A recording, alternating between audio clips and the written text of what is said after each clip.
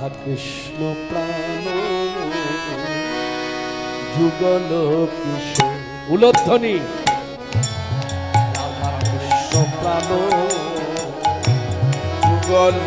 কিশোর রাধা কৃষ্ণ প্রাণ যুগল কিশোর রাধা কৃষ্ণ প্রাণ যুগল কিশোর জীবনে মরণে জীবে জীবনে মরণে জীবে গতি নাহি যুগল কিশোর রাধা কৃষ্ণ প্রাণ যুগল কিশোর রাধা কৃষ্ণ প্রাণ যুগল কিশোর কালিন্দির কুলে খেলি কদম্বের রতন বেদীর পরে বসাব দুজন কালিন্দির কুলে খেলি কদম্বের রতন বেদীর পরে বসাব কালিন্দির কুলে খেলি কদম্বের রতন বেদীর পরে বসাব ওই কালিন্দির কুলে খেলি কদম্বের রতন বেদীর পরে বসাব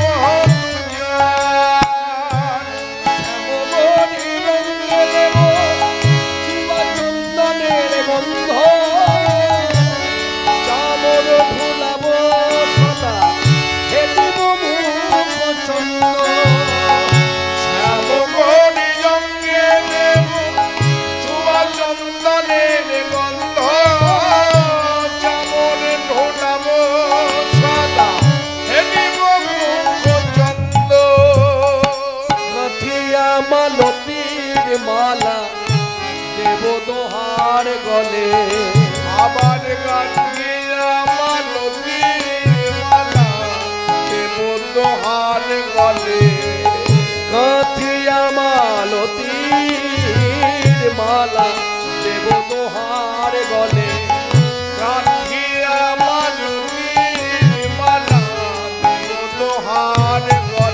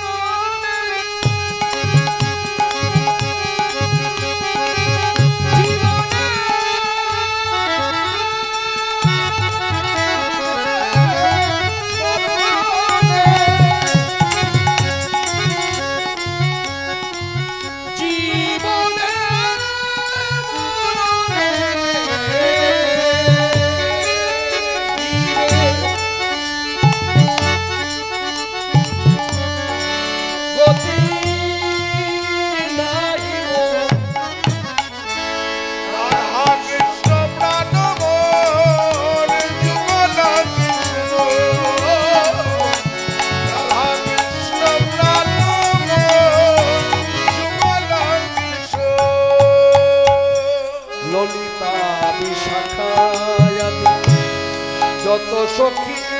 বৃন্দে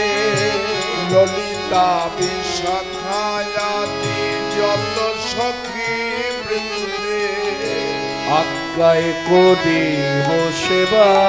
জগন্নাথ ললিতা বিশাখায়াতি যত সখী বৃন্দে আজ্ঞায় করিব সেবা জগন্নাথ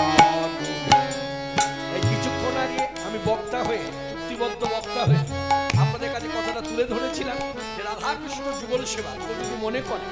আমি সরাসরি করব, এক কথা হবে না। গুরু ঘরে গিয়ে মঞ্জুরি ঘর জানতে হবে, যার জন্য মঞ্জুরি ঘরে 8টি সখী যে আছে,